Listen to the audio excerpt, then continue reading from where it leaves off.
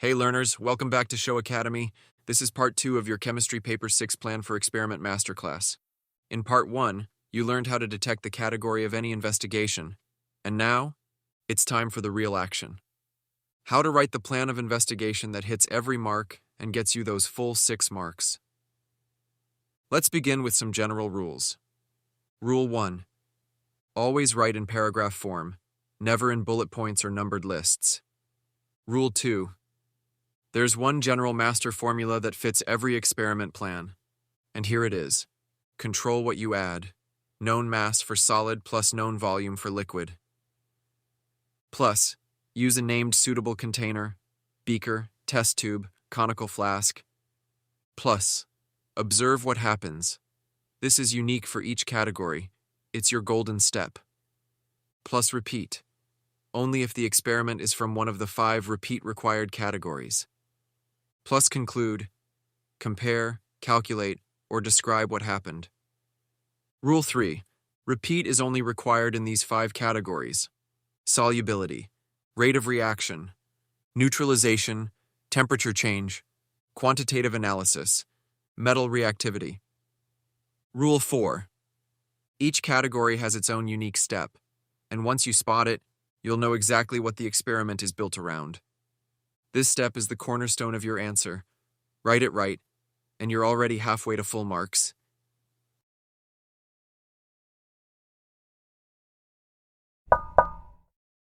Let's go through the categories one by one. Number 1. Solubility Investigation. This test is all about how much of a solid dissolves in a liquid. You're not reacting anything. You're just dissolving and comparing. Unique step. Weigh the residue left after filtering. That tells you how much didn't dissolve, and from that, you know how much did. Now let's apply the general formula using a real exam-style example. In this example, you ask to plan an investigation to find out how the solubility of sodium sulfate in water changes with temperature. The moment you spot it's a solubility investigation, you already know what to do. Use the unique step and build your plan around it. Here's how your answer would flow, using the general formula. A known volume of water, example 25 cubic centimeters, is added to a known mass of solid sodium sulfate, example 5 grams, in a 100 cubic centimeter beaker. The mixture is stirred using a glass rod. The undissolved solid is filtered using filter paper, and the residue is dried and weighed. This category is one of the repeats required categories, so repeat at 3 different temperatures, e.g. 20 degrees Celsius, 40 degrees Celsius, and 60 degrees Celsius. Finally, the results are compared to determine which temperature allowed more sodium sulfate to dissolve. That's it.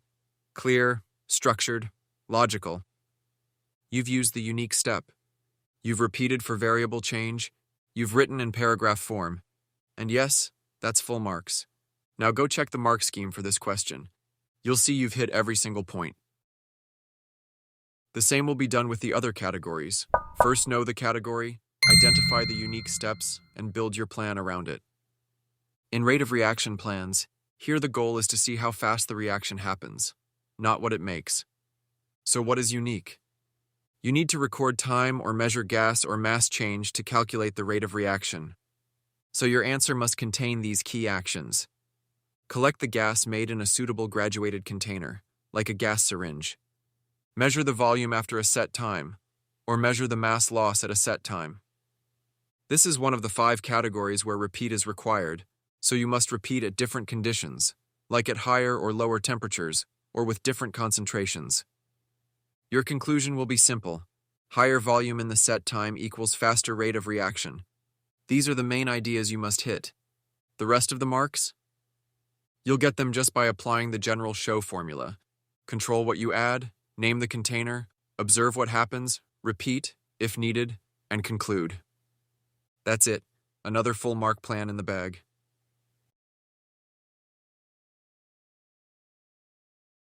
Okay, you now get the idea for the rest. We will identify what is unique and you will apply the same rationale. Now let's talk about neutralization or temperature change plans. The unique steps here is using a thermometer or indicator. There are 2 main styles here, and your strategy depends on which one the question is asking. For neutralization comparisons, use an indicator, like methyl orange, to show when neutralization is complete. Repeat the experiment with different compounds. Then compare either, after collection using named appropriate apparatus, the amount of solid used or the volume of acid neutralized. Your conclusion? The more effective compound is the one that needs less mass or neutralizes more acid. For energy comparisons. Here, the goal is to compare how much heat is released or absorbed. You need to measure the temperature change using a thermometer. Repeat. Then compare the temperature change per gram of fuel or substance used. Your conclusion? The greatest temperature change, or the smallest mass needed to produce it, means more energy released or absorbed. In quantitative analysis plans, the unique step is simple but crucial. You must calculate after the reaction is complete. There are 3 different methods you can use, and your plan must reflect the method used in the question. First, titration method. Your answer must include: add a named indicator, like methyl orange or phenolphthalein. Titrate using a burette. Stop when the color changes. That's your endpoint. Then, record burette readings and calculate volume used. Second, gas volume method. Allow the reaction to continue until no more fizzing. That shows it's complete. Collect the gas in a gas syringe or measuring cylinder over water. Measure the final volume of gas produced.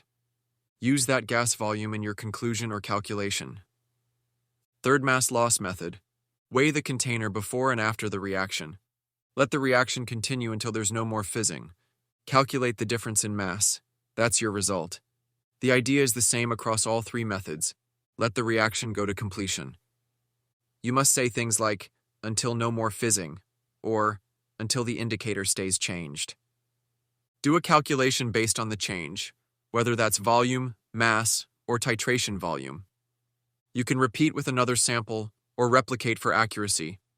Once again, wrap this method inside the general formula. Control what you add, use correct containers, observe and measure the change, repeat if needed, and conclude with your calculation.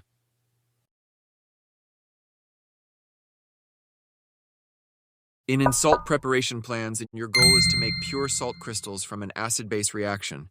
What's the unique step? Crystallization after filtering. You're not just reacting, you're producing something clean, visible, and solid. So once you've filtered out the excess solid, you must write the full crystallization process. Heat the filtrate gently. Leave to cool slowly. Filter and dry the crystals. Conclusion: pure salt crystals are formed. This is one of the few categories that needs no repeat. One clear run is enough, as long as you show the crystallization step properly.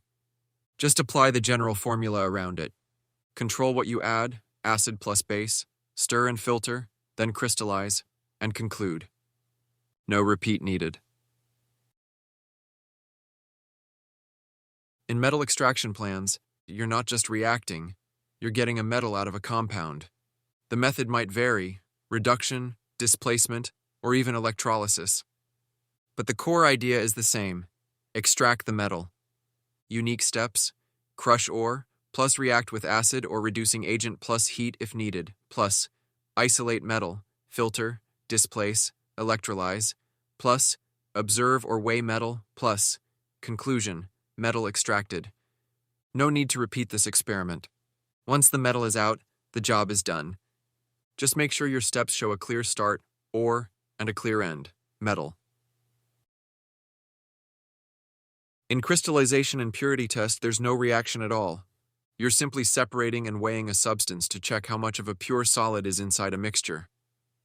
The focus is on isolation, not transformation. The unique step: no reacting, just weight the original sample, add water to dissolve what is soluble, filtering, drying, and measuring, weight and calculate the percentage purity. Then conclude. How much of the substance was pure? Take care. This is often confused with quantitative analysis, but remember, if there's no full reaction, it's not quantitative. Here, it's all about what's already there, not what's being made. In displacement and metal reactivity. This one is all about comparing how different metals react with acid. And remember, The rule is simple. Faster reaction equals more reactive metal. The unique step, you must design a fair test between the metals. React equal amounts of different metals with the same acid. Keep all conditions constant. Same volume, concentration, and temperature. Measure gas produced, time taken, or temperature change. Compare results and conclude.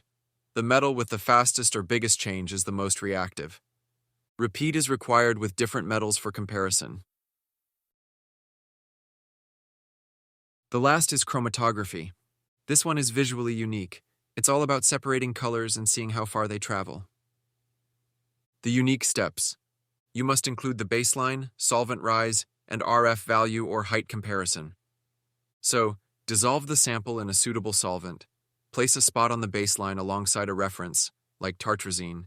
Place the paper in solvent. Don't let the solvent touch the spot directly. Let the solvent rise up the paper. Compare the spot heights or calculate RF values. Conclude. If they match, the substances are the same. No repeat needed. One clean chromatogram gives you the answer.